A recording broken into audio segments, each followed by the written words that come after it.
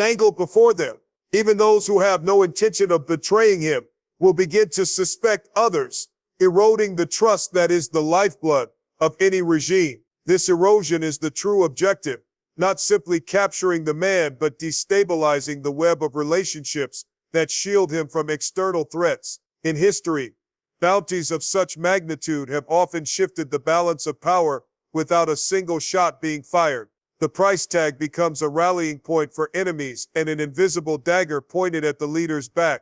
Unlike military action, which can unite a country against a foreign aggressor, a bounty is a more insidious tool. It works from within, turning allies into potential adversaries, whispering treachery in the ears of those who were once loyal. The sheer audacity of the figure, $50 million, ensures that it will be discussed in every corner of the political and criminal underworld. From the perspective of the one offering it, the bounty is also a statement of dominance. It signals that no leader is untouchable, no matter how fortified their position. It bypasses the need for large-scale invasions or prolonged sanctions, cutting directly to human nature's susceptibility to greed and ambition. In the grand chessboard of geopolitics, it is a move designed to create chaos in the enemy's camp, force mistakes, and open doors that brute force might never breach. Bounties have a unique way of transforming loyalty from an ideal into a tradable asset. In the context of power struggles,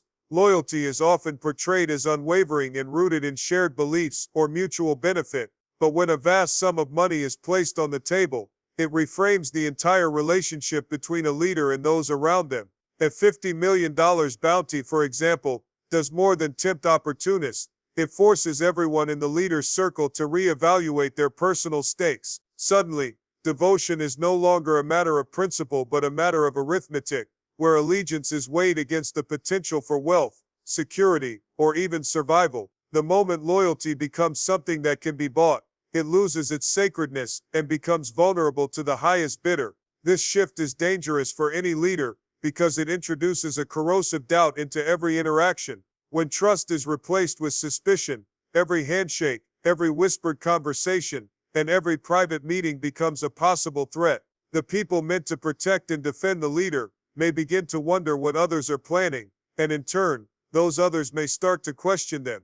This paranoia can be more destabilizing than an army at the gates, because it attacks from within. Instead of confronting an obvious enemy, the leader faces an invisible one, treachery concealed in loyalty's clothing.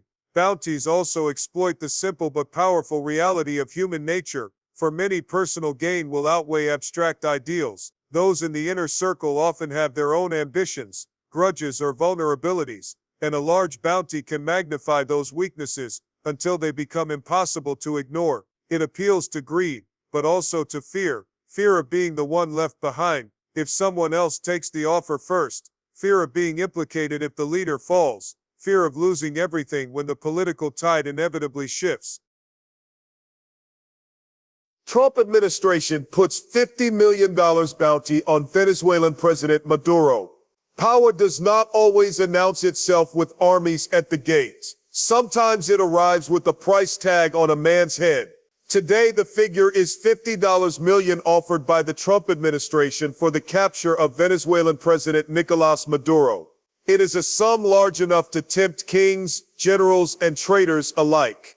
Understand this, such a bounty is not merely about justice, nor purely about politics, it is a weapon. A bounty turns loyalty into a commodity, and fear into currency. When a leader's survival is weighed against gold, every handshake becomes suspect, every guard a potential assassin, and every friend a possible seller of secrets. Maduro's enemies see this as the final move, a decisive strike to break his circle. But history teaches us that such public challenges can have unpredictable consequences. A ruler under siege may crumble, or he may tighten his grip, rallying his people against what he calls a foreign intrusion. The question is not just if this will topple him, but how it will shift the balance of power across Latin America. For the United States, this is a calculated spectacle. It sends a signal far beyond Caracas: defy us, and you will be hunted, not by armies, but by greed itself. For those watching from the shadows, the lesson is clear. No fortress is impenetrable when gold can buy the key. So watch closely, my friends. In the game of power, this bounty is more than money. It is bait. And the one who takes it will not just decide Maduro's fate, but perhaps the fate of an entire region. A $50 million bounty is not merely an offer of money. It is a precision strike in the arena of power. When a government places such a staggering price on a leader's capture, it moves beyond the realm of ordinary diplomacy and into the calculated psychology of influence. The number is not chosen at random. It must be large enough to capture the imagination of soldiers, criminals, and political insiders alike. The amount itself becomes a message, loud, provocative, and impossible to ignore.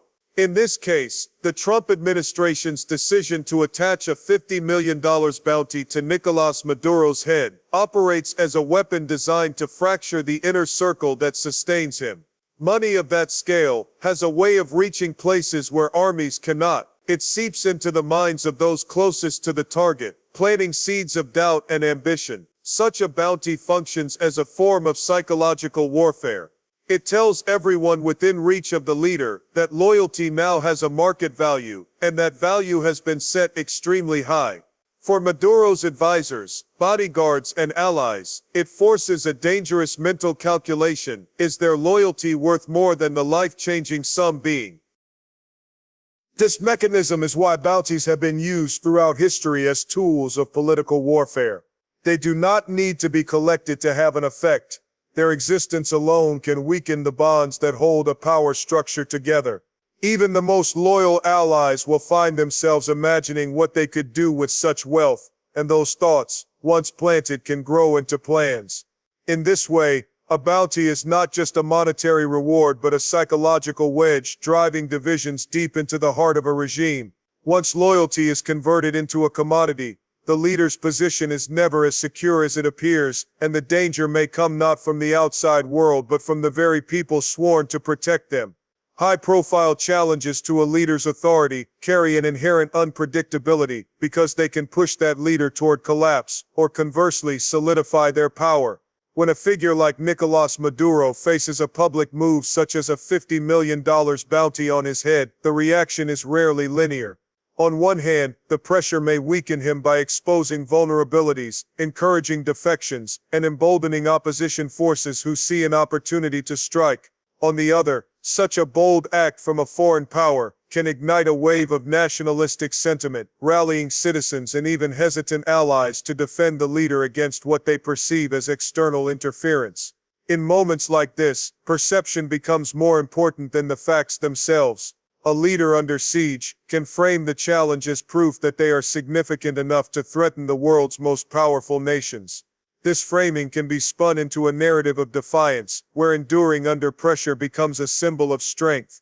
Many leaders throughout history have used foreign aggression or condemnation as fuel to unify their people, creating a sense of us versus them that temporarily overshadows internal grievances. For citizens who might have been dissatisfied, the instinct to defend their country's sovereignty can override political differences, strengthening the very leader they once criticized. However, the opposite path is equally possible. If the leader's opponents capitalize on the moment with coordinated messaging and visible action, the bounty can amplify the perception that the ruler's days are numbered. Those in the inner circle may decide it is safer to distance themselves, eroding the support network needed to maintain control. Public morale could shift toward the belief that change is inevitable, and in politics, belief often becomes reality. The same event that could inspire unity might instead deepen divisions, depending on how the leader responds and how skillfully opponents seize the opportunity. External challenges of this scale are also tests of a leader's adaptability. Some will bunker down, tightening their grip, purging dissent, and relying on fear to maintain order. Others may attempt diplomatic overtures, seeking to reduce international pressure. But whichever path is chosen, the challenge forces a recalibration of strategy and exposes weaknesses that may have been hidden in quieter times. This dual nature of high-profile challenges is why they are so potent and so dangerous. They can trigger the fall of a regime or create a resurgence of its authority. The outcome hinges not solely on the resources or power at play, but on the leader's ability to harness or withstand the storm, and on how the people and the international community interpret the spectacle unfolding before them.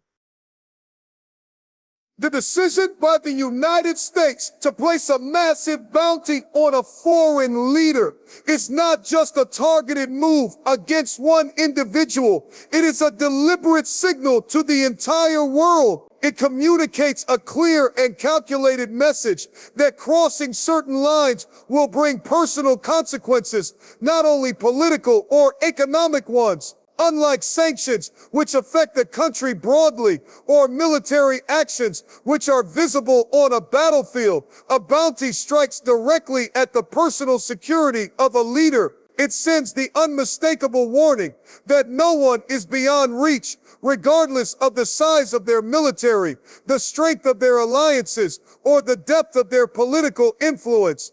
This type of move serves as a psychological operation as much as a diplomatic one.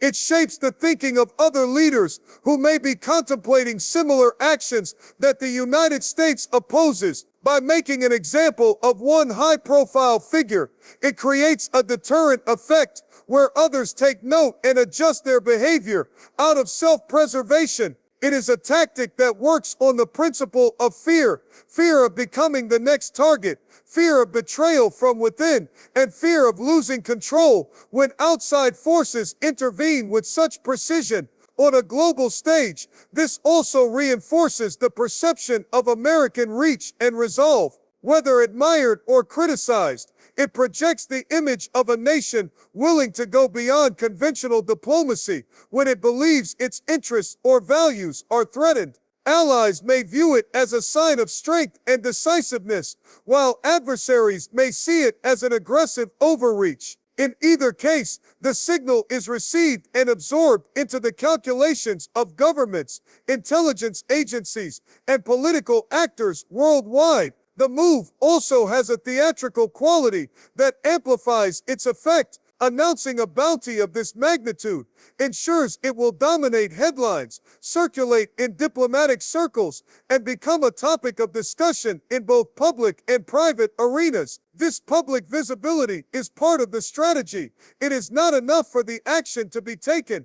It must be known, dissected, and debated to achieve maximum influence. For those in positions of power, the message is layered. It warns them that political opposition to the United States can carry deeply personal risks. It underlines the value of staying within certain unwritten boundaries, and it demonstrates that modern power is not only exercised through armies or economic might, but also through targeted measures that threaten the individual at the very center of the state. Money has the power to bypass walls, gates, and armies in a way that brute force often cannot. A fortress may be surrounded by thick walls, guarded by loyal soldiers, and fortified with the latest technology, but all of these defenses depend on the people who operate them. Human nature, with its vulnerabilities to greed, fear, and ambition, is the weak point in any stronghold. A bounty of enormous value, like $50 million, directly targets that vulnerability. It offers not just a financial reward, but the chance for a complete transformation of the betrayer's life, freedom from debt, escape from danger, or a new beginning in a distant land. History is filled with examples of impregnable defenses falling, not because of superior armies, but because someone on the inside opened a gate or passed along critical information for the right price. When gold speaks, even the most disciplined guard may begin to weigh loyalty against personal gain. In many cases, it does not require the majority of a leader's protectors to be swayed. Only one person in the right position, that single weak link, can unravel an entire security system that otherwise appears impenetrable. A bounty works subtly, not needing an open attack to create cracks in security. Its very existence plants the idea that there is a possible alternative to loyalty. Even those who would never act on the temptation begin to wonder if someone else will. This suspicion breeds paranoia within the leader's circle, causing mistrust between guards, advisors, and allies. The leader, now unable to fully trust the people closest to them, may make mistakes, changing security protocols too often, isolating themselves, or lashing out at those they suspect without evidence. Each of these reactions further weakens the structure of their defense. The brilliance of using money instead of military force is that it minimizes direct confrontation while maximizing psychological pressure. An army at the gates can be repelled, but the thought of betrayal from within cannot be so easily defended against. Gold does not march in formation or announce its arrival. It whispers in secret behind closed doors, in moments of quiet reflection, when personal fears and ambitions outweigh the abstract notion of loyalty to a leader. Over time, this whisper can become louder than any patriotic duty or personal bond, and when it does, no fortress, no matter how well built, can keep danger out. The decision to place a high-value bounty on a leader like Nicolás Maduro does more than target one man. It has the potential to ripple through an entire region's political landscape. Power in Latin America, as in any part of the world, is not held in isolation. Nations are bound by alliances, rivalries, trade agreements, and shared histories, meaning that any major shift in one country's leadership inevitably affects its neighbors. If such a bounty leads to Maduro's removal, it could trigger a chain reaction of political realignments, with some governments seeking to strengthen ties with the United States, while others distance themselves in protest. In regions where ideological divides are sharp, the fall of a prominent figure can embolden opposition movements elsewhere. Leaders in countries with similar political systems or alliances to Venezuela might suddenly find themselves facing increased pressure from both internal dissenters and external actors. The perception that the United States can decisively influence leadership in the region could inspire some governments to alter their policies to avoid similar confrontation. At the same time, it could also motivate anti-US sentiment, prompting some states to deepen cooperation with powers like Russia or China as a counterbalance. Economic impacts would follow closely behind political shifts. Venezuela's relationships in oil, trade, and regional aid could be restructured under new leadership, altering the balance of resources and influence across Latin America. Countries that depend on Venezuelan cooperation might have to renegotiate terms, while others could seize the opportunity to fill any power vacuum. The bounty, though aimed at one man, thus becomes a catalyst for change in the broader geopolitical chessboard. This dynamic also plays out on the international stage, where regional blocs, such as the Organization of American States or alliances like BRICS, might be forced to reassess their stance. The removal or weakening of Maduro could lead to shifts in voting patterns, diplomatic alignments, and policy priorities, potentially redrawing fault lines in global politics. Even if the bounty does not lead to Maduro's immediate fall, its existence alters the calculations of leaders, opposition groups, and foreign governments. Allies of Venezuela may harden their positions, anticipating further interference, while adversaries may sense an opening to push their agendas more aggressively. In either case, the balance of power is no longer the same as it was before the announcement, and the political currents of the region will inevitably adjust in response to the shockwave it creates.